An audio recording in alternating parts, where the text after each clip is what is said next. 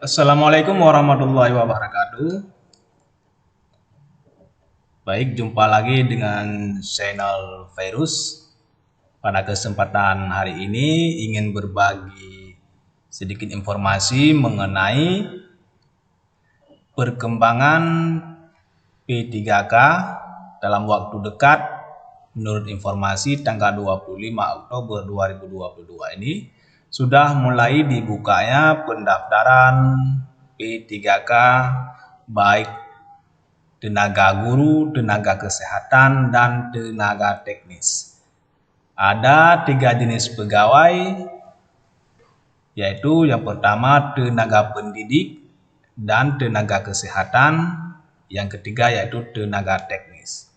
Pada kesempatan ini saya ingin berbagi sedikit mengenai persyaratan-persyaratan yang wajib bagi pendaftar tenaga teknis. Karena bagi tenaga teknis ada persyaratan wajib dan ada persyaratan tambahan.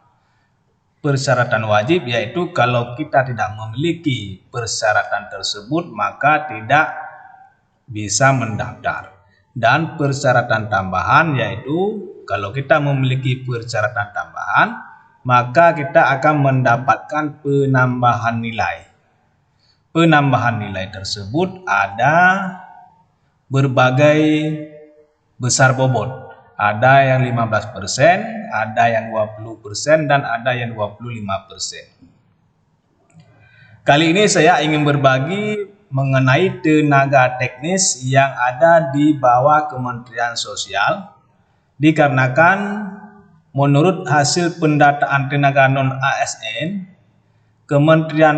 Kementerian Sosial yaitu merupakan ranking 2 terbanyak tenaga non-ASN menurut hasil pendataan BKN. Karena ada 40.000 sekian tenaga non-ASN yang berada di bawah Kementerian Sosial. Ini kita baca judul yaitu Daftar Jabatan dan Syarat Wajib Pelamar P3K Tenaga Teknis 2022.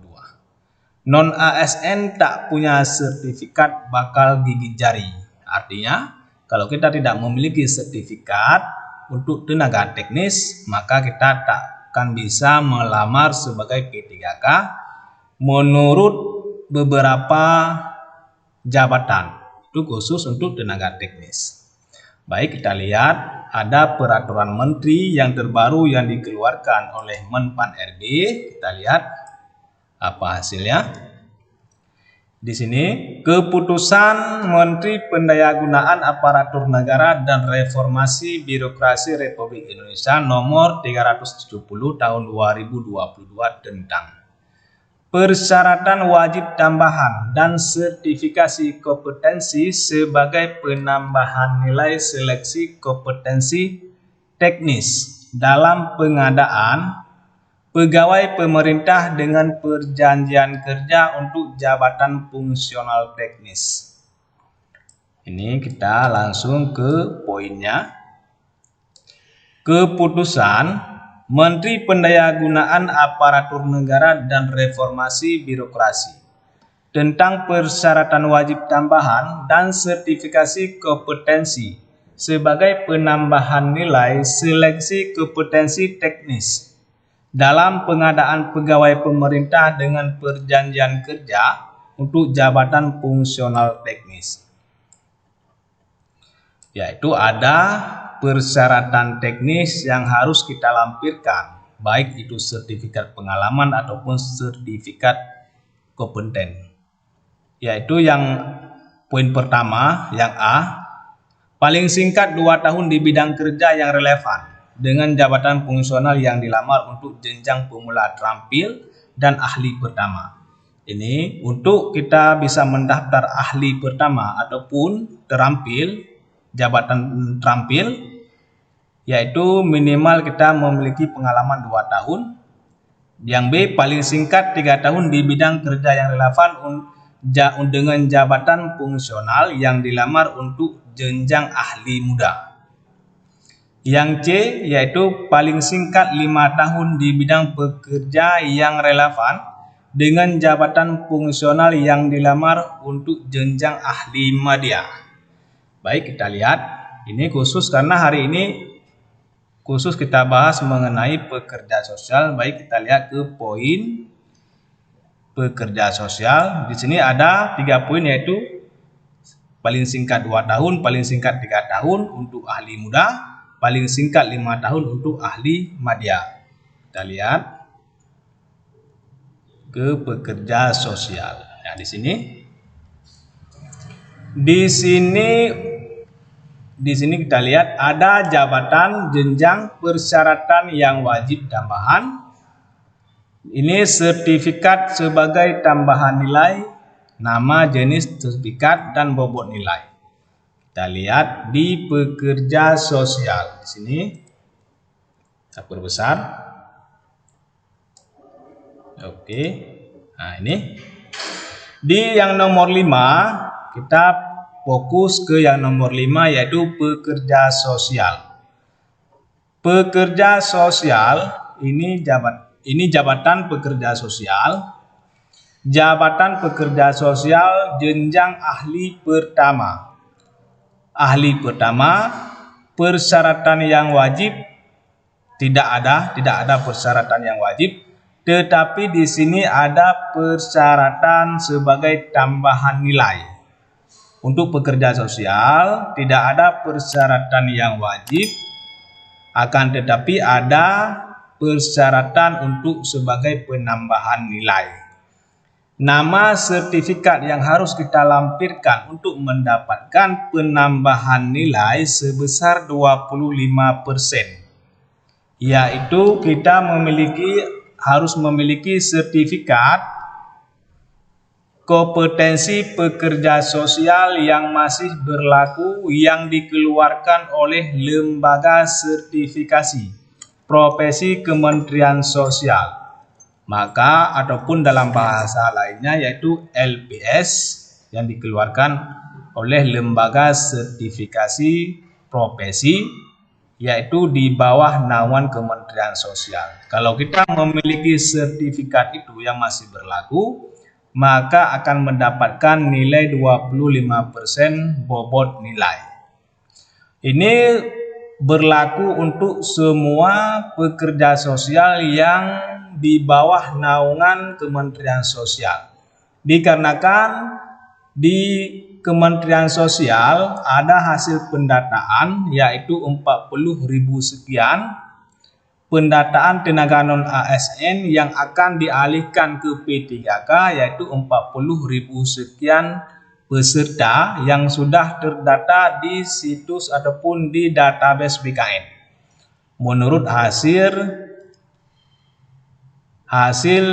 prafinalisasi kemarin yang dikeluarkan oleh pihak Kementerian BKN.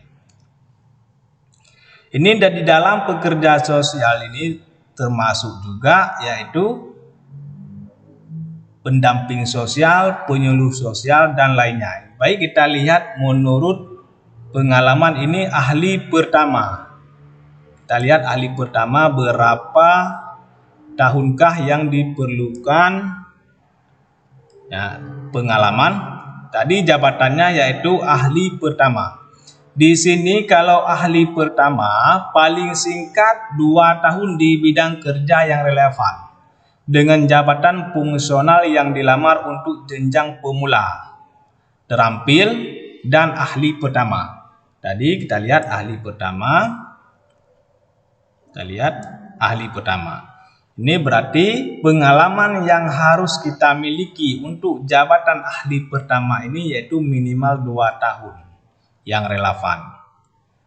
Berarti kepada pekerja-pekerja sosial yang memang sudah mendata ataupun ikut mendata di pendataan non ASN kemarin yang akan dialihkan ke P3K menurut informasi, yaitu harus memiliki pengalaman 2 tahun minimal karena jabatannya yaitu ahli pertama.